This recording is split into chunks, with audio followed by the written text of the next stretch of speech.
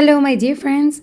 Well, today we are going to explain the last unit in science for the first term and this unit for year two, which is talking about what? It's talking about environment.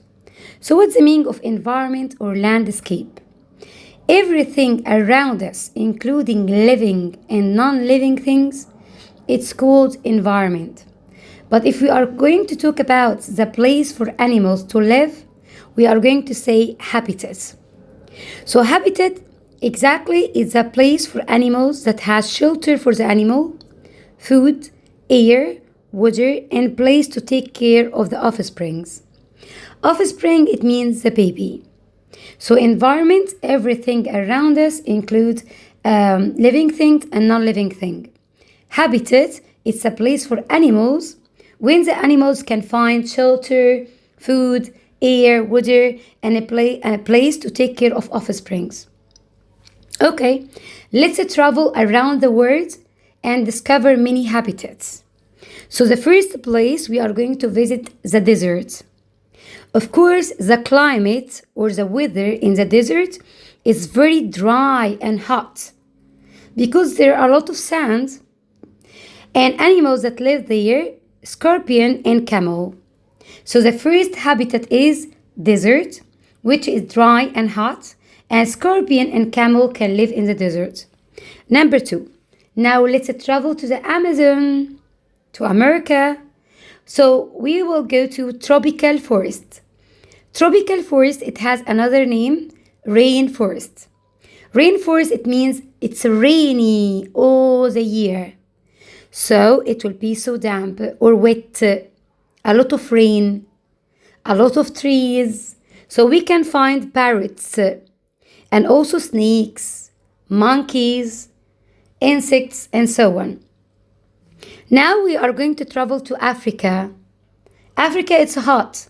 And also we can find yellow grass only, few trees with giraffes. So grassland, it's hot. We can find a giraffe and elephant, tiger, lion, and so on. Now let's travel to the mountain.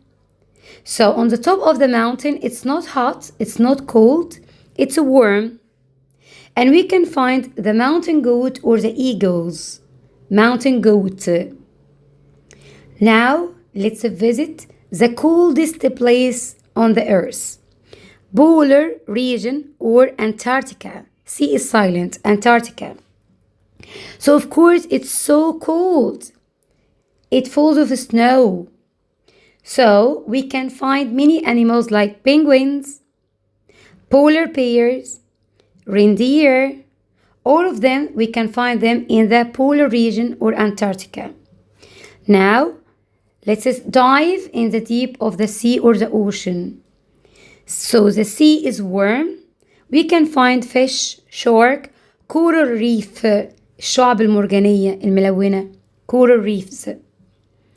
Now, let's go to the forest. In the forest, it's not rainforest. In the forest, there are a lot of trees, but some of these trees are dead from a long time ago. So, they will be only wood pile. So, the insects will start to make houses and homes inside the wood pile or the old tree. So, inside the wood, it will be warm, and insects and also some birds, some rats, can live inside the wood. So teacher, all of the habitats that we travel around the world, right? All of the habitats are the same size? Of course no. Desert is not the same as the woodpile, is not the same as Antarctica, or not the same as the rainforest. But some animals can live in a very small habitat. So the habitat size can be very big, like the sea. It's so big. And the shark can live in the sea, of course. Or maybe the habitat is big. Not as much as or as bigger as the sea, but it's already big, like meadow. What is a meadow? It's a place with a lot of daisies and flowers. So we can find the daisy can live in the meadow. Maybe the habitat is small. So we can find a small habitat like leaf. And which animal can live on the leaf? hairy caterpillar. So the leaf is only the habitat for the worm. The worm doesn't need more than a leaf to be a habitat. It can be tiny or micro habitat, like under the stone. Ants can live under the stones. The ants don't need any big habitat to live in. Only under the stone it will be enough. So this is micro habitat. Okay, now the last lesson. What is the difference between a scientist and an explorer? If you are a scientist, you are going to go to the lab and you are going to make experiments, and then you are going to draw a diagram and graph about all the experiments. But if you are an explorer, you have to travel to discover the habitats. You are going to draw diagrams, you are going to take pictures, you are going to use maps to find the habitat. And if you find some animals, you will take a photograph for the living things. So, we said insects and worms are invertebrates.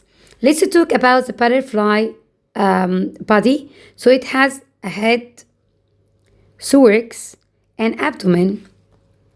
And it has 4 wings. It has 2 antennae. And it has a proboscis, to suck the nectar from the flower. So these are the body parts for the butterfly. Teacher, I can see all the animals by my eyes. Well, there are some living things, they are so small. Like tardigrade, it's only 1 millimeter. If you look to your ruler, each part it has 1 centimeter. Can you imagine that the 1 millimeter is smaller than this? So it lives in Japan on a plant called moss. It has 8 legs.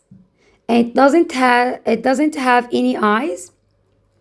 It can swim in the shallow water. Flatten out, it means it will be bigger in size because it will just suck the air if there is no air. So it will be bigger, flattened like a balloon. Okay, so now let's talk about an animal. It has its own shelter on its back, so it doesn't need any habitat, no shelter to live. So it carries its home on its back, called hermit crab. So it carries its own home on its back. So this is everything about the last unit in the first term for year 2 in science.